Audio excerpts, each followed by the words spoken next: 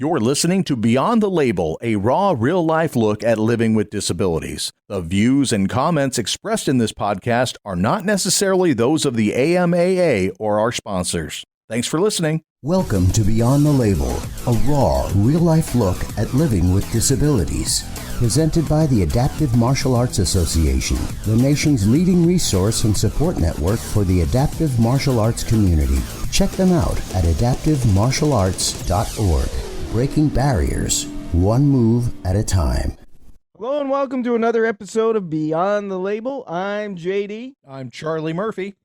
And we are joined today by Kenn Perry. Hey, thanks for being with us, Kenn. And Hi, thanks. Hey, Charlie, what information do you have about Kenn? The notes that you gave me says Kenn Perry black belt. Yeah, I did that because it's like a black belt test, Kenn. I'm trying to test this guy. He was in radio with me for a number of years, and I said I'm looking for a co-host for this podcast. You up for it, right? And he always needs notes and all of this stuff. And I said, if you were a real pro, you'd just be able to fly by the seat of your pants like I do. And so that's all I gave him for notes. So this is his announcer black belt test tonight here on Beyond the Label. It's funny because I have my associate's degree is in radio and TV production. So I did radio way back in the 70s. And so, Frank, I understand exactly how you feel. We would love to have organization, and nothing ever happens that way on the radio. Nice. So, Kenn, I guess we probably start this episode where we started. So, a couple of years ago, my wife and I, Katie, we went to the Super Show, and we picked up Charlie a shirt there. And then we always, after the Super Show, we always bounce over to Texas. My mother-in-law and my niece are there, and my sister-in-law. And so we're on vacation, and usually when I'm in work mode, I'm in work mode. And so the deal was that vacation was, if the phone rings, we're not doing that this time, right? And so I said, okay. And I don't know, I got all caught up in the hype of the Super Show, and the phone rings one day, and I said, I got to get this. And so I answered it, and he said, hello, is this the Adaptive Martial Arts Association? And I said, well, yes, it is. I'm Jason Davis, the founder. And I told him the whole story with my radio voice on. And he said, hey, I came across your organization, and I'm looking to get more involved. And I said, great. He said, I'm on vacation. When I get back, let's chat. So we had a few chats, but it's mostly been about business. So to be honest with you, I don't know that much about you, but I'm hoping that you can tell me and Charlie and our audience a whole lot about you, because I've seen some photos and things like that, and you are you're definitely the model for adaptive martial arts. If you see some of the stuff you're doing in that chair, you'd be like, I'm not gonna mess with that guy at all. I want to know. So I got a black belt in what exactly? Okay, actually, I have two. My highest rank is I'm a 4th degree black belt in American Kenpo in the Parker system. If I remember right, Jason has his work in the Tracy system. I started in Tracy and then transferred over to Parker. And my other black belt is in small circle jiu-jitsu. Nice. And I play around with sticks and swords and knives and whatever else. Okay. And what is your disability? Jason mentioned you're in a chair. I use a chair now. I am a polio survivor. Oh, okay. Yeah, I got polio back in 1958. How old are you? 66. 66, okay. So polio in 1958. Yep. And you were able to get around for a while, or immediately? Actually, when I started in martial arts, I was still using a cane most of the time, and I would use the chair for long distances. And then I got very lazy, and I stopped getting out of the chair and would scoot all over the place. Yes, you started out on crutches, started out way back when on those wooden underarm crutches, then moved to Canadian woods. Then about age 13 or 14, when I realized girls didn't like guys on crutches, I started using canes, and which is one of the reasons why I ended up learning so much about sticks without getting formal instruction, and then got formal instruction later on. So the interesting thing that you mentioned, Ken, is basically that that transition, moving from crutches to the wheelchair, um, because you got lazy, and I've heard it put that way several times, and I can see where that might happen, and that's one of my biggest concerns with living with a disability. I mean, I'm 43 now, and I just on my birthday I got a nice little nerve test, um, and so I found out that I have carpal tunnel in both hands, and having to think about doing things a little differently, and so now I just tell people I'm trying to figure out how to get old and still do the stuff I want to do. Exactly. But so that concern that I have is true, because it's like, they have me using a mobility scooter for my job, and it's like, man, this is a lot easier. I could get used to this, and I think that's probably what happens. Am I correct in that? You are right. I tend to travel a lot, and then what ends up happening is you're popping around, and case in point, the thing that really started me using the chair a lot, there were two things. One, I had started in martial arts, and I was worrying more about my balance and less about what I was learning. And two, I took a trip to West Africa, and walking on canes, I wasn't keeping up with everybody else. So I just sat down in my chair, and all of a sudden I could keep up with everybody else. And I was able to focus on what I needed to focus on, not on my balance. I laughingly make the comment that I got lazy and started using it. But now I tell people I wear chairs, I don't use them. They're like a fashion accessory between uh, between sticking batons underneath the seat just in case, or sliding a tactical defense apparatus somewhere, and then just figuring out how to move around in it. I'm lucky enough that I can still walk some, so there are places that I can go with, like I'll have a roll up cane underneath my chair, so that I can then get up and use that if it's so if I'm so inclined. So, but I know that for a lot of my friends, that's not their option. They get to pick their chair, and that's where they're going to be.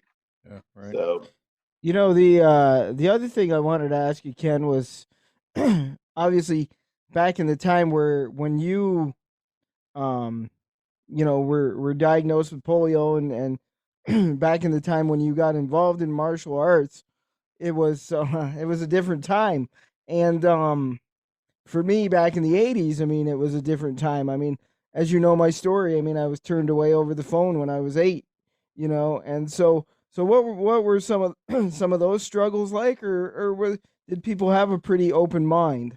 I'm so glad that you asked that question. What I can tell you to the day, really within a half an hour of when I decided I wanted to learn martial arts. It was the first Friday in September, 1966. And it took me 22 years from that day for me to find somebody that was willing to teach me. Yeah, I mean, it was um, it was just a big deal. I kept my eye on the prize. I knew I wanted to do it. And then one day I was actually playing around with some people playing wheelchair rugby, and someone handed me a flyer that rehab hospital was going to start a wheelchair self-defense class. And my first class was with, let's see, 3 people had spinal cord injury. 2 of them had been shot in the back. 1 of them had fallen down a manhole cover or down a manhole. And 2 others had developmental disabilities, and there was me. And that's where your story begins, huh? Yes.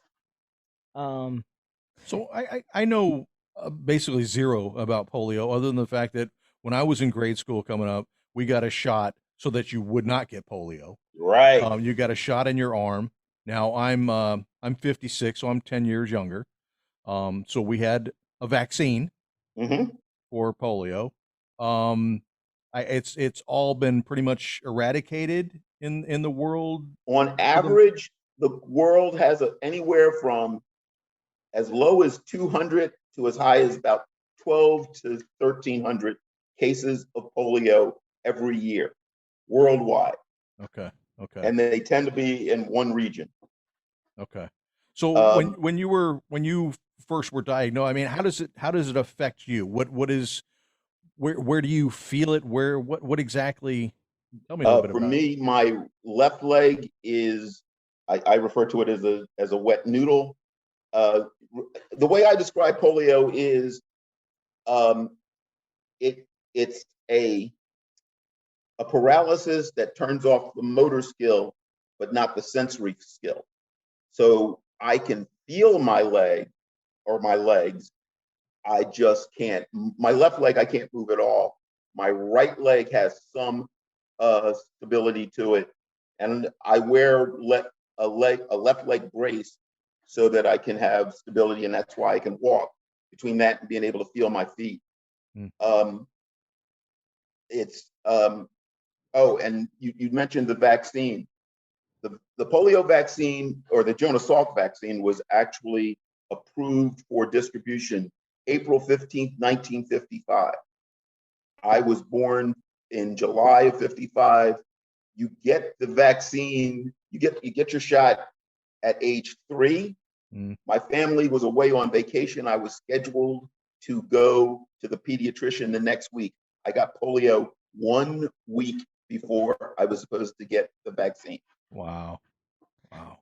and how do you and I wouldn't know because I'm younger than you guys, but so how does that begin to manifest itself? Like, how do you know something's wrong? Is it like a light switch? Like one day you're fine, and the next day, Kind of, between the fever and you got to remember I was 3, but I can tell you that uh, my family was we drove back home from Detroit back to Philadelphia, and by the time we got back to Philadelphia, I could not walk. I had to go to Wow, the hospital straight from there. wow, huh? wow. Holy cow. Yeah, Where do Spent you some live? time. I spent some time in the iron lung, the whole bit, and it's like, okay, Where do you reside now? I'm in Philadelphia, You're in Philly. Okay. All right. born, so raised, and educated. Oh, okay. so as we spin this back to martial arts a little bit, so you after 22 years of trying to find somebody, you're like, yeah, I finally found somebody. What was that initial meeting like, and for you and for the instructor? I talk about this a lot, um, but it's interesting. As I said, the time period was different, so I'm interested to hear this. Okay, first of all, as I said, my first classes were at a rehab hospital, and one physical therapist was teaching the class, and then within like 3 weeks, she got another job and left Philly, which left it to this delightful gentleman named Skip McClurg. Um, and Skip looked at me. He looked at all of us, but he said to me distinctly, "Okay, I don't know what we're going to do, but we're going to figure this out for something that works for both of us." And the best thing about him, and I will tell this to anybody that's teaching people with disabilities, um, he made me prove what I couldn't do. He literally would show me a technique and say, "This is what able bodies do, and this is why they do it." So we would take step 1, step 2, and we get to step 3, and I say, well, that's not going to happen. And he would force me to stretch myself as much as possible to get through it. And once we convinced ourselves that it couldn't be done, then he said, okay, you don't have to do that move, but you have to replace it with something else that accomplishes that principle. So this guy was a pioneer. This is like, Yeah, it sounds like you kind of helped him develop his teaching style as well.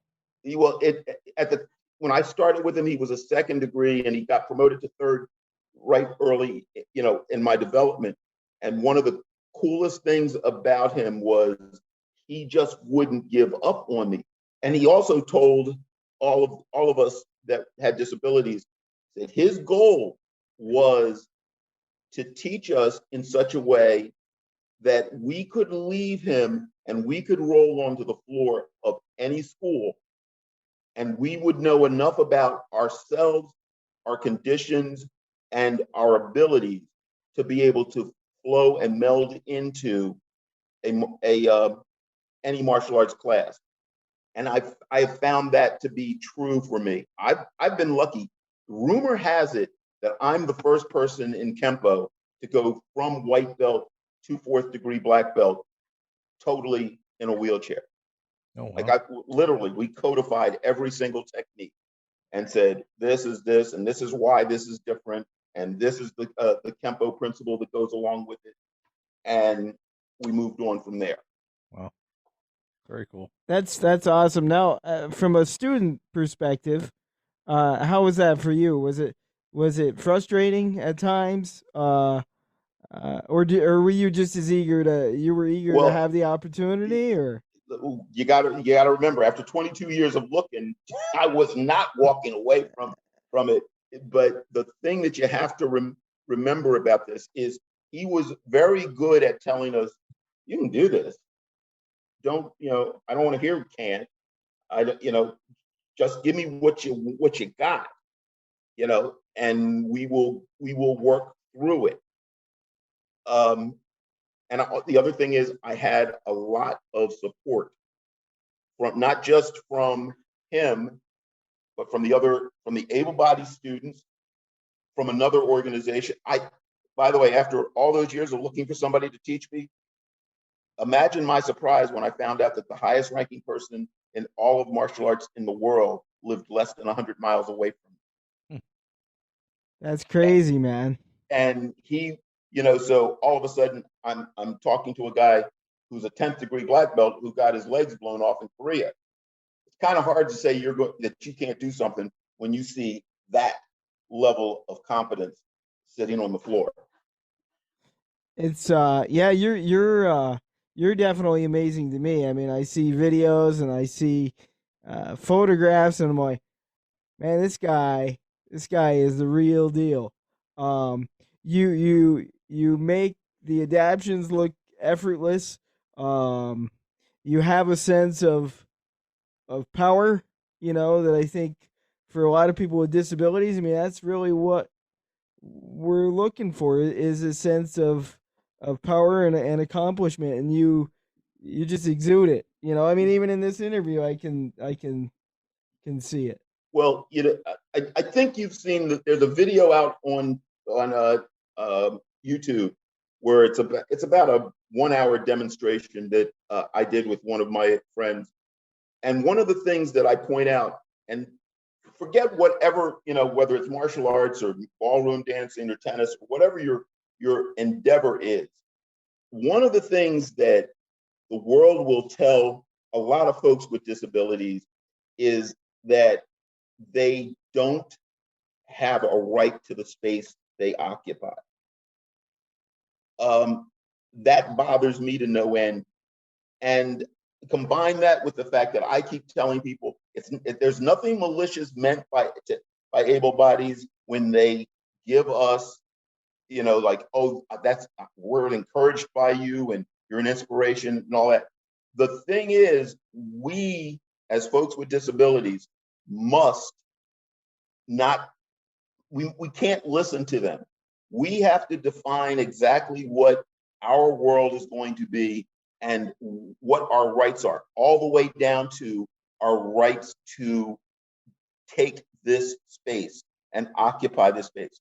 The great thing about martial arts is I'm sitting in this space and I have the ability to defend it, as opposed to me just telling you, ballroom dancers will just dance around you. If you touch me as a martial artist, I'm going to make sure that you're looking up at the ceiling and saying, I think I made a mistake. And I'll tell you, Charlie, I don't. You haven't seen the video yet, but when he says that, he means it. Yeah, it's He's from Philly. I didn't not believe him at all. Man. I got a million funny stories for you. Oh man! All right. Should we take a quick little break here? You think? That's what I was thinking. We'll roll into a break, and then we'll get into more details about training, and about adaptions and the mindsets that instructors need, the mindsets that students need, and then what you do if you want to get involved, and then how Kenn got involved in this Adaptive Martial Arts Association. Outstanding. Well, you're listening to Beyond the Label. It's a raw, real-life look at living with disabilities, presented by the Adaptive Martial Arts Association, the nation's leading resource and support network for the adaptive martial arts community. AdaptiveMartialArts.org, breaking barriers one move at a time. Back in a minute. Stick around. Beyond the Label, presented by the Adaptive Martial Arts Association, the nation's leading resource and support network for the adaptive martial arts community. It's no secret, every martial artist, no matter their age, dreams of becoming a legend. Having their name listed among the greats like Bruce Lee, Chuck Norris, and Jackie Chan. You can hide it or deny it, but you know it's true. Being a legend takes raw talent, dedication, big breaks, and an ability to survive a roller coaster called fame. But it also takes one more thing to go with it: the best gear and equipment in the world. From the company that is martial arts, Century Martial Arts. They aren't just another martial arts supplier that's never set foot on a mat. They are martial artists, and that means they know their products and use what they sell. From uniforms and training gear to weapons and equipment, Century has it all for every martial arts style. Although you may never be listed among the greats, you can still shop like one at CenturyMartialArts.com and unleash your legend within. Century Martial Arts, the world leader in martial arts since 1976. You're listening to Beyond the Label, a raw, real-life look at living with disabilities, presented by the Adaptive Martial Arts Association. Check them out at AdaptiveMartialArts.org. Yeah. That's how this thing always happens. I'm waiting for him. He's waiting for me. We look at each other. It's live. It's Behind the Label. It's a raw, real-life look at living with disabilities. I'm Charlie Murphy. I'm JD, I think. And we're here with Kenn Perry from Philadelphia, home of the Rocky statue. Yeah, you guys can come and take that 30-mile run anytime you'd like. So just at the break here, I was saying, so do you have a selfie of you with the Rocky statue? Because that's a big deal for us up here in Vermont, I guess, and everywhere else in the country. But you said that, being in Philadelphia, you could care less if that thing was there or not. We live it, the statue's there, but it's like, okay. And I did the Philly Triathlon one year, and it was a 17-mile bike ride. And I'm like, what made you want to do this, you fool? And then I continued along. I have a lot of activities in there. I was a former tennis player, played wheelchair basketball for a while, and ballroom dancing and the like. Martial arts is the one I've done. Yeah, that's now the longest standing one, and it's probably the one that affects my life more day to day. Which one would you say has been the most therapeutic?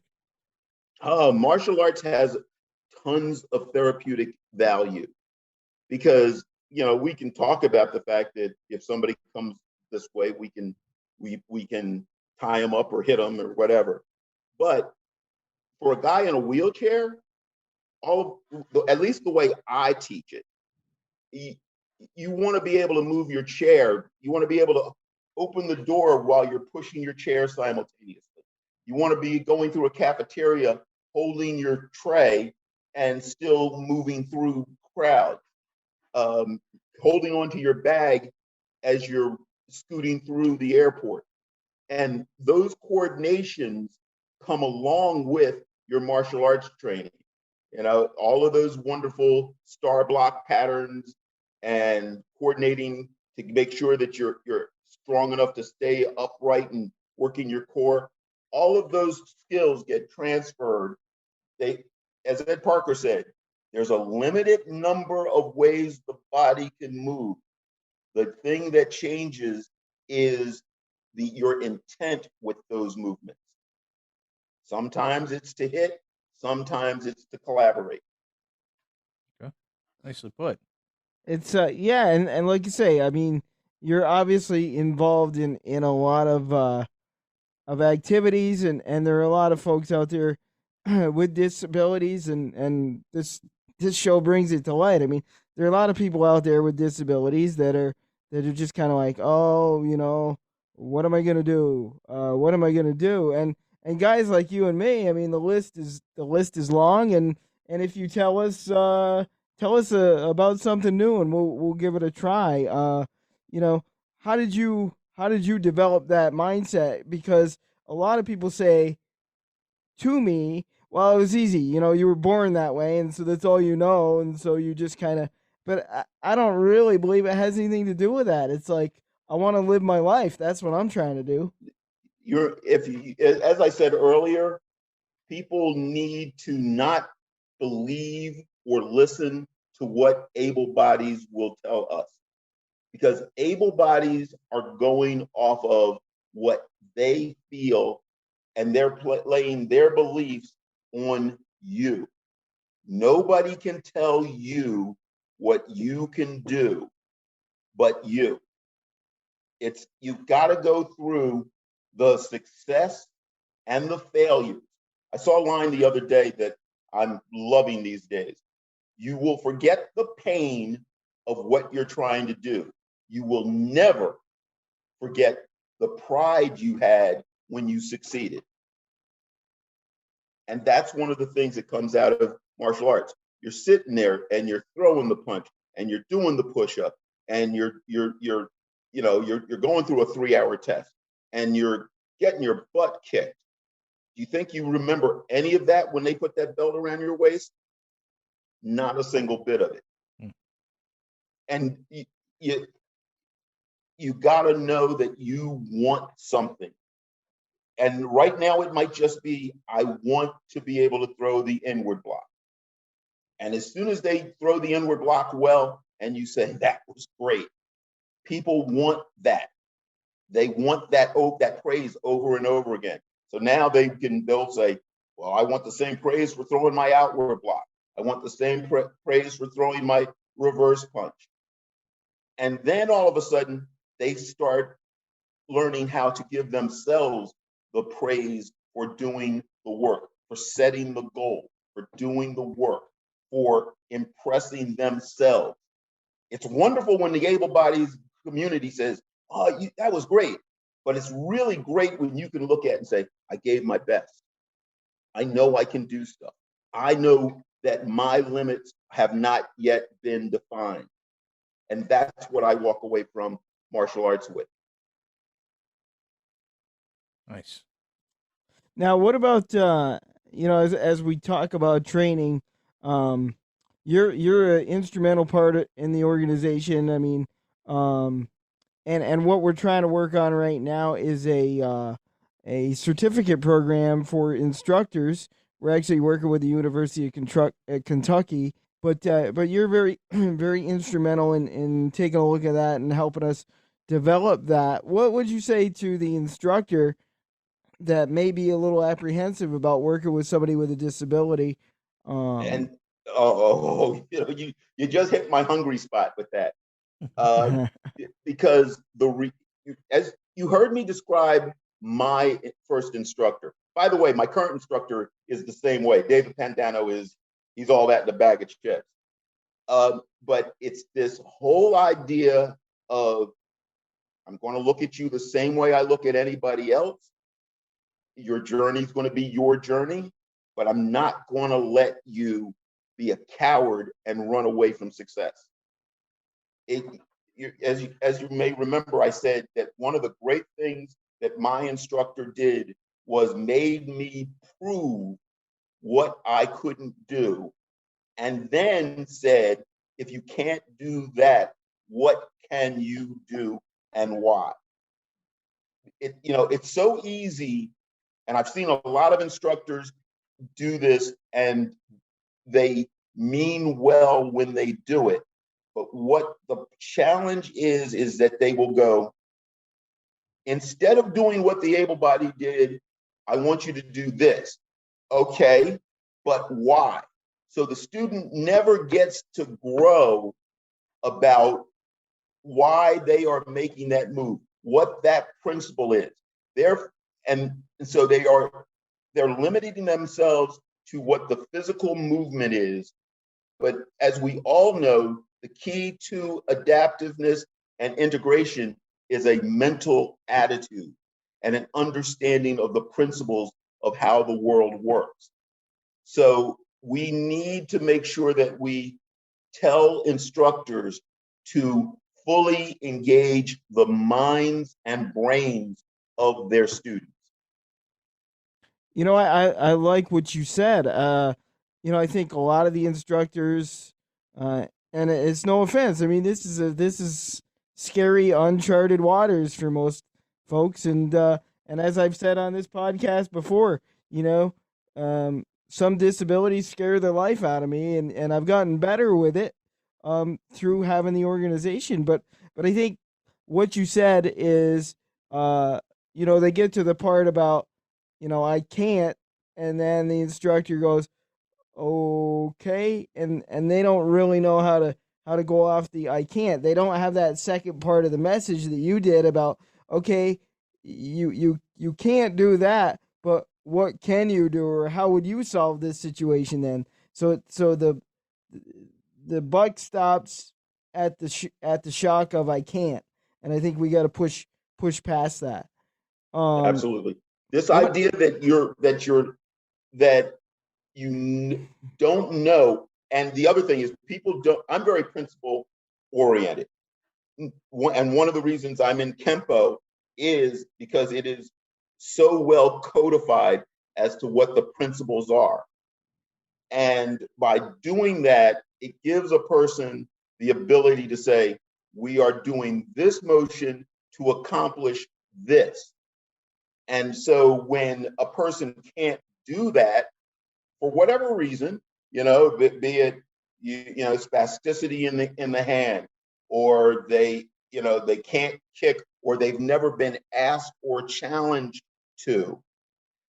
When you get past that and say, the principle says this, you want the person to come down, you want to check their height, you want to check their depth. This is how you're going to do that, and follow up and make them use their apparatus as part of their body, so that you throw the kick, you throw the punch, you throw your punch off of the push of the chair. Therefore, just like an able body is shuffle stepping in, now all of a sudden you're making your chair shuffle step in, adjusting these things. And so when you stay concept and principle based, the physical movement will follow along. And that's how people learn more about their ability. And that's, as I say, I think when I said we, I'm talking about individuals with disabilities. We have to think about, how we would solve that situation, and this instructor student thing. It may be a little different than traditional martial arts, but I think it has to be a little bit, and it's a two-way street. It's you're teaching the teacher, and it's a partnership, and if you're not willing to bring some ideas to the table, and they're not willing to be open to take those ideas, well, then it's probably not going to work. But if both parties are mutually open to working with each other. The sky is the limit, and as you said, I was at a conference. We were actually in Pittsburgh, I think, and Mister Ward was doing a conference, and they were doing hand techniques, and I was kind of going through the motions, and he was like, "Why are you balancing yourself on one cane?" He said, "To do this hand technique." I said, "Well, I can't really do the hand technique because my crutch is in the way." He said, "Lesson number one, stop thinking of your crutches as a separate part of your body." He said, "It's all the same part of your body." He said, "You're just able to reach out further." He said, "Just start using your crutches as an extension of your body." And when I started doing that, like you said, it opened more doors. All of a sudden, and you become better at manipulating your crutch. Again, like I said, I don't use a wheelchair. I wear a wheelchair. You wear crutches. They're a fashion accessory that you just happen to have the ability to crack somebody's skull with. Yeah, Charlie. So, would you say that that the Kenpo is a little? I don't want to say easier, but as far as implementing your techniques and that kind of thing with your disability, with dealing with polio, is the jujitsu a little? I don't want to say easier, but is it more adaptable for you? Um, Because I think of ground and pound when I think of jujitsu. I'm thinking of you're more thinking of Brazilian. You're thinking more of wrestling Brazilian, and okay. which I can do some of the Brazilian stuff. I use my I do what's called small circle jujitsu, which is it comes with a lot of wrist blocks and things like that. Okay. Which, a lot of times I don't want to kill you. I just want you to stop what you're doing. Sure. And the jujitsu is very good at that. The thing about Kenpo, I happen to be an academic learner. So to have a system that was written out and codified, Ed Parker wrote like 8 or 9 books on this topic, and a whole lot of other people have written topics on top of that. So I was able to do what I did in college: pick up a book and go, oh, yeah, there it is, and then bring that out. That does not mean that something like, trying to think of a good one, Gojo Ryu. Gojo Ryu doesn't have as much stuff written down, but it's a wonderful art for a guy who's in a wheelchair. Judo and jujitsu are wonderful are a wonderful system if you're visually impaired. Any art system is going to work nicely for you, it appears to me. And this is me projecting my beliefs, just like able bodies do, on different martial art, on different disabilities. A guy who's, or a woman, I'm sorry, I don't mean to be sexist there, but somebody who's low hearing or deaf has another collection of challenges, but none of them have to do with their ability to kick, throw, punch, move, shuffle, and the like. And that's the secret is finding the art that fits for you, and kind of not being afraid to test the waters. Now, what about before you go away from that, I just want to say one thing I tell people is it doesn't matter what the system is, find a teacher that teaches the way you learn.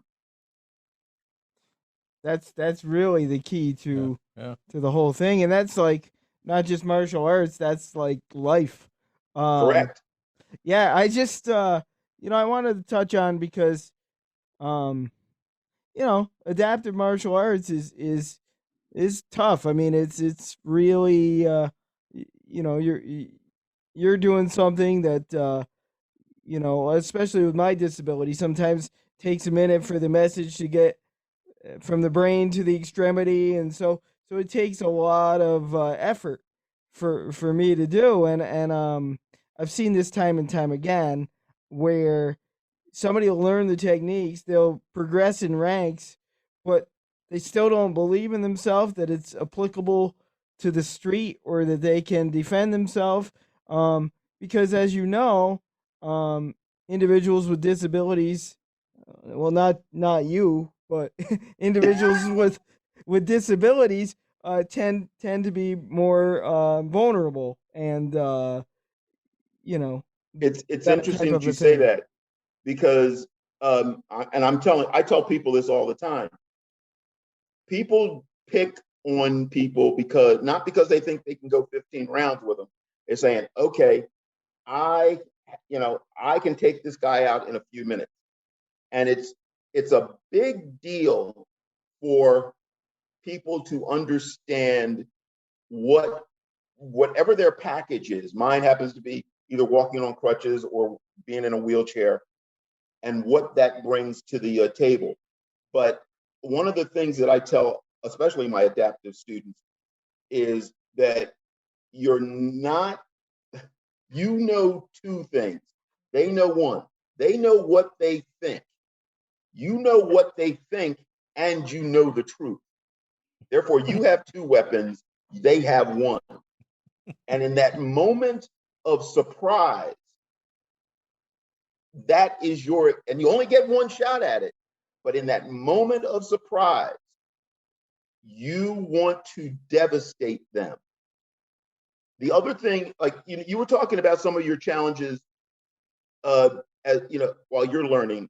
Has anybody ever really spoken to you about realistically working with sacrificing your balance? Not really, no.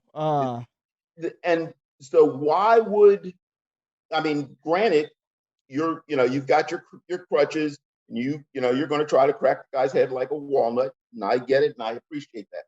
But the reality is that you're more likely to fall down. So it would seem to me that you would want to spend a lot of time, one, learning how to fall, and two, working from a ground position, doing all of your techniques from the ground. When I was coming up through the ranks, I can't tell you how many times I was kicked to the chest so that I would be kicked out of my wheelchair, and then 2 or 3 people would come and attack, because that's what I would see on the street. Right. Able bodies never want to be on the ground unless they're Brazilian jiu-jitsu guys. But that reality is not your reality. Therefore, you have to train in your reality. It's just a crucial, because if you don't train in truth and reality, you are destined to fail. Yeah, and that's what as you talk about that, I mean, that's really my favorite place to be is on the ground. That's where I feel like I have the most advantage. I'm like, and once we get to the ground, that is where I feel the most comfortable. But we haven't necessarily taken those techniques and transitioned them to the ground. It's like, okay, you're on the ground, now what? And I know enough to figure out what, but we haven't This actually is why taken I the. get back to that issue about principles. It's not the technique. The technique is not cast in stone. The principles can be applied even though you're sitting down, those principles still work.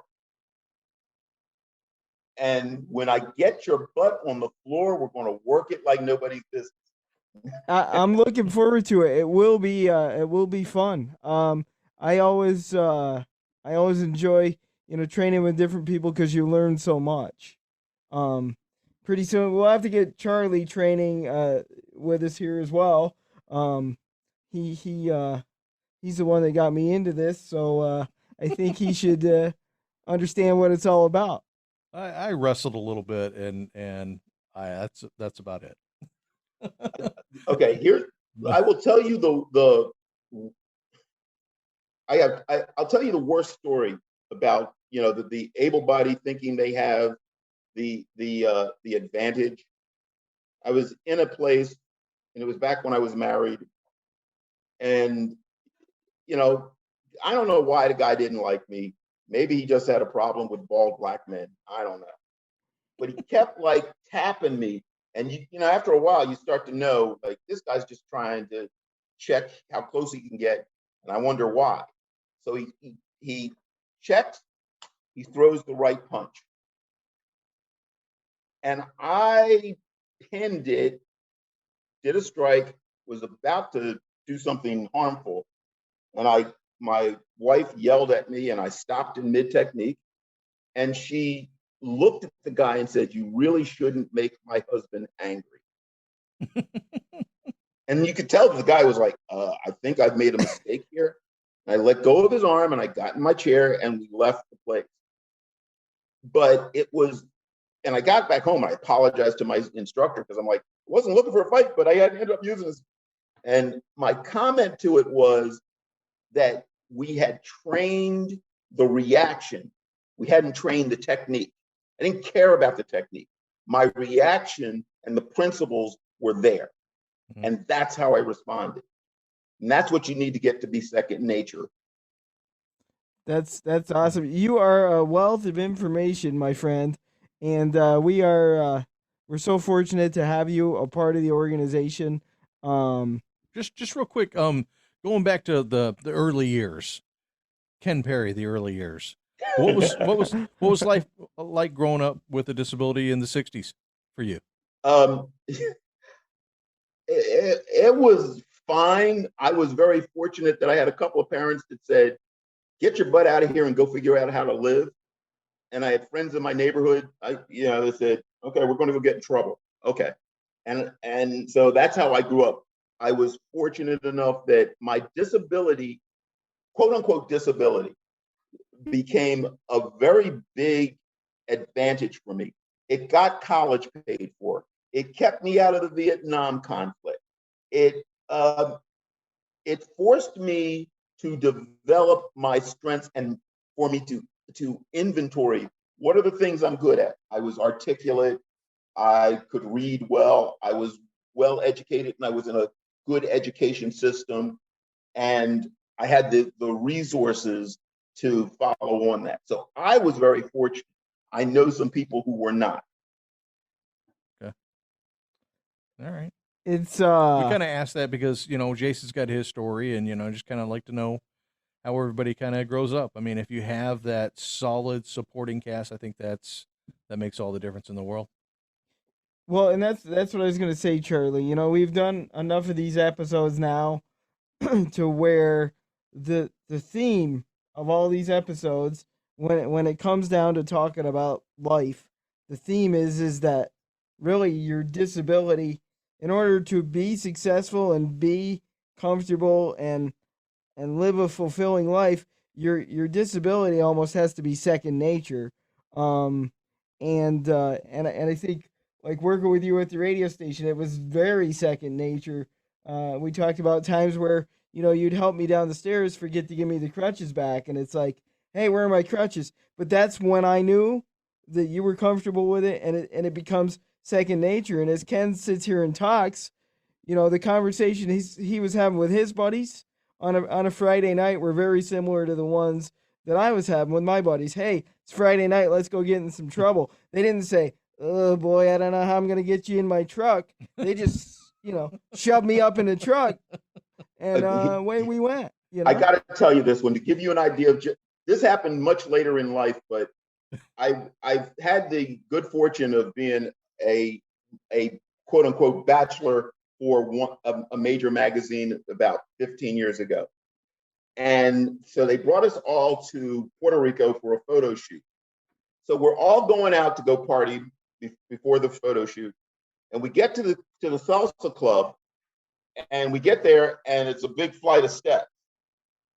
And I didn't have my braces on. So I'm like, okay, you guys go. I'll just go back to the hotel. Well, 4 of the guys that were there were NFL players. And they just turned and said, "You're not going anywhere." So 2 guys get in the front, 2 guys get in the back. They carry me down the steps. So we're all sitting around drinking, acting stupid. And we're in Puerto Rico. These women are sitting there. I'm like, good Lord, where do these women come from? I push out and I grab this woman and said, come on, let's go dance. She looks at me and said, Papi, you salsa. See, so we start to salsa. He looked at me about halfway through and said, why aren't your friends dancing? I said, I don't know. So she goes back to her table and tells her friends, go and snatch them and bring them out on the floor. So I end up starting the party because of that.